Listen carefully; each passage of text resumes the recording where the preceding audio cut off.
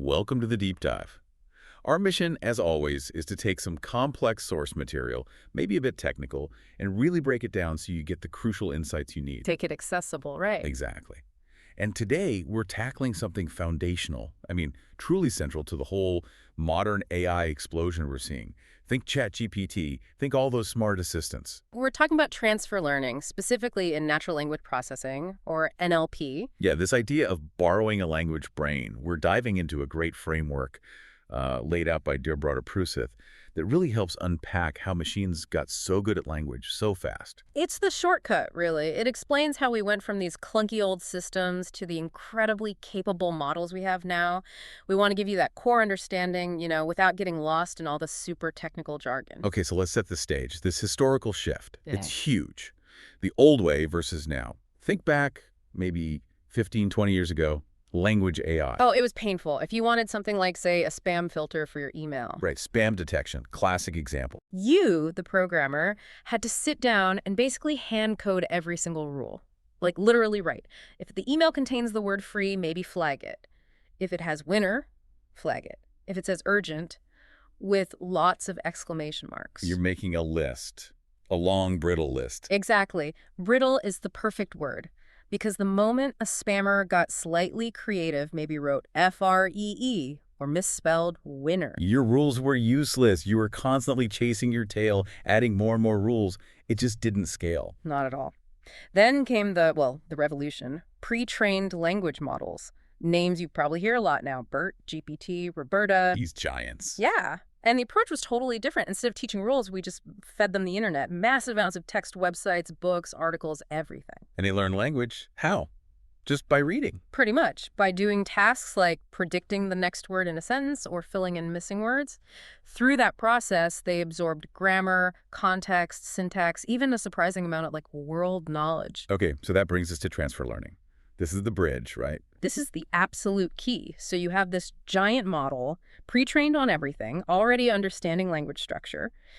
Now, instead of building a spam detector from scratch, You take that giant. that language brain that already knows how people talk, and you just adapt it. You fine-tune it slightly for your specific, much smaller task, like identifying spam. So it's a shift from handcrafting rules to basically borrowing this massive pre-existing language expertise. That's it perfectly. You're borrowing the brain. Yeah, you mentioned this works especially well for language, for NLP. Why is that?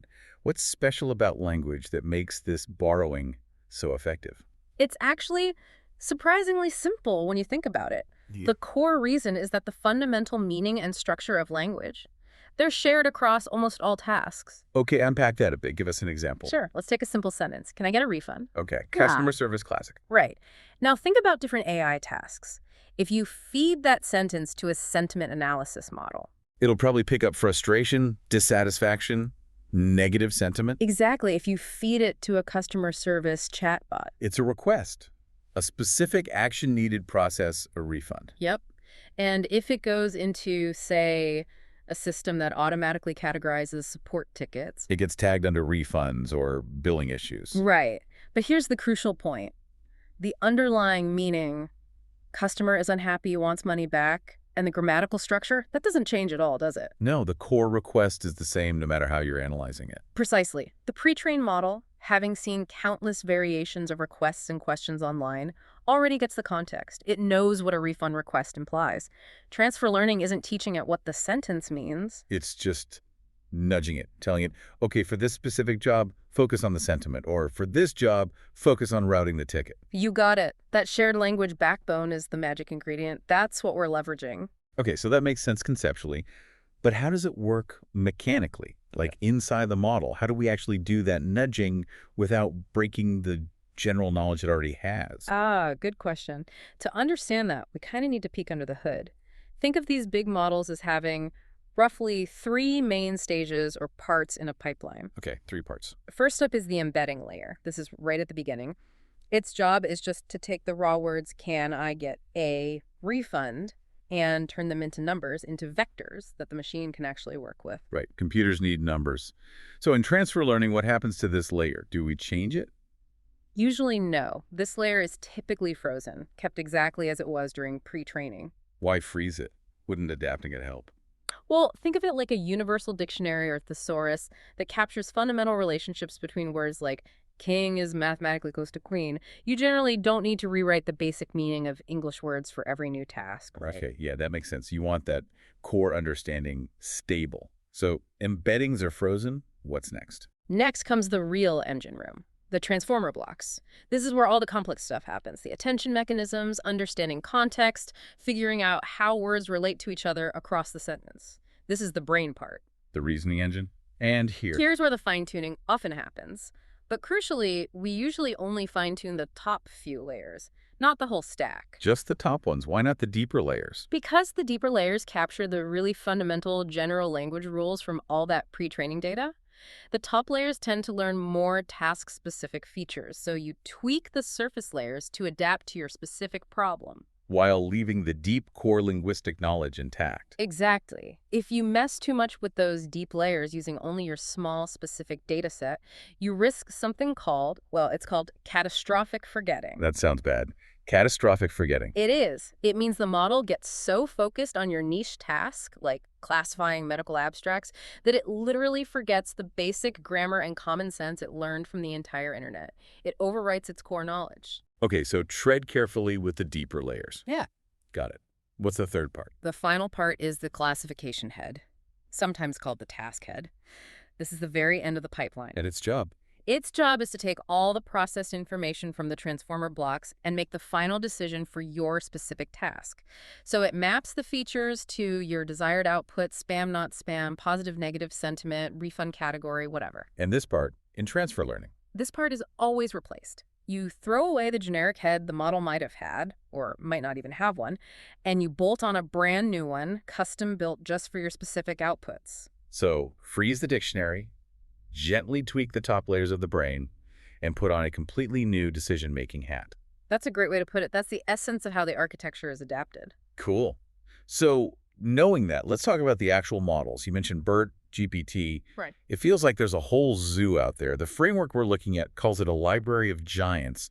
How do we choose which brain to borrow? That's a key question.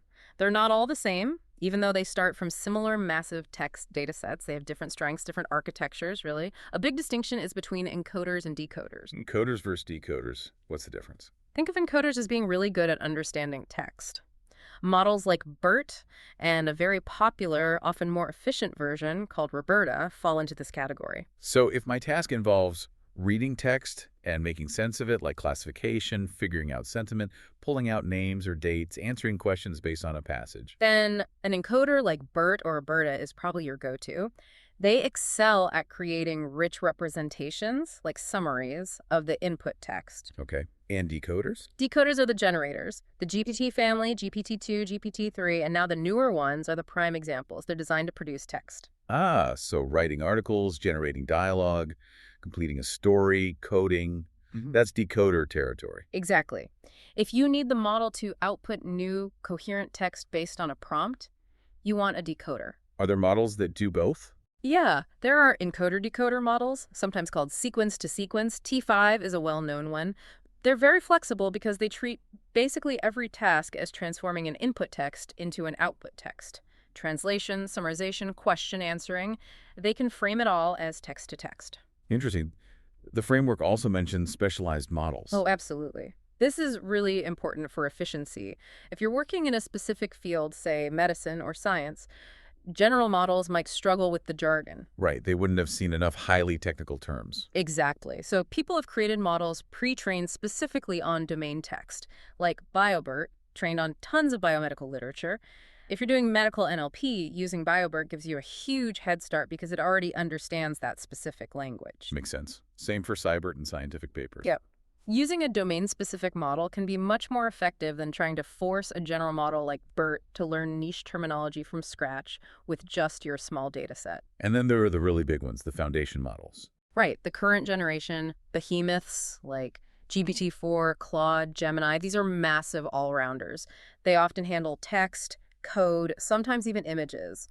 And a key thing about them is their ability to perform tasks with very little or even no specific training data from you. That's the zero-shot or few-shot learning thing. Exactly. They're so knowledgeable that you can often just give them instructions in plain English, a good prompt, and they can figure out how to do the task without seeing any examples. Okay, so we have different types of brains to borrow.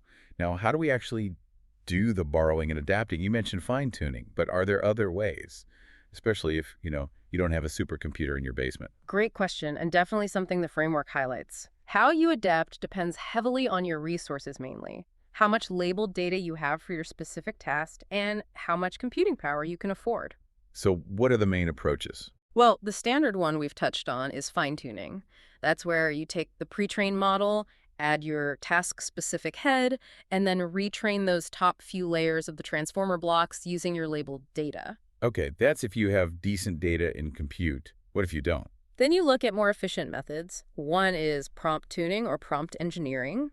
Here, you actually freeze the entire pre-trained model. All the weights stay fixed. So no retraining at all. How does it learn the task then? You guide it through carefully crafted prompts. Instead of just feeding it text and asking for sentiment, you might structure the input like review, text, sentiment, positive, negative. You design the input question to nudge the frozen model into giving the output format you need. Ah, so you're engineering the question to get the right answer out of the existing brain. Clever. It can be surprisingly effective, especially with the larger foundation models, but there's another approach that's become incredibly important for making this accessible. This is what the source material really emphasizes for democratization: adapter-based transfer learning. Methods like LoRa or BitFit. LoRa. I've heard that acronym. What does it actually do? This sounds like a big deal. It is a big deal. LoRa stands for low rank adaptation. Think about it like this. You have that huge pre-trained model, like a giant complex machine.